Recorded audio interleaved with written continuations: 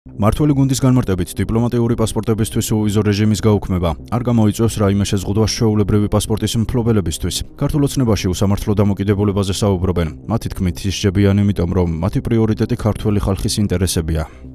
უვიზო რეჟიმის შემოღებას დიპლომატიური პასპორტებისათვის აქვს თავის სამართლებრივი განმარტება და იქვე არის აღნიშნული თუ რა შემთხვევაში შეიძლება ეს გაუქმდეს და არც ერთი პირობა რაც ამის გაუქმებას ითვალისწინებს ამ შემთხვევაში არ დგას, ამიტომ ეს გადაწყვეტილება სამართლებრივად არ არის გამართული.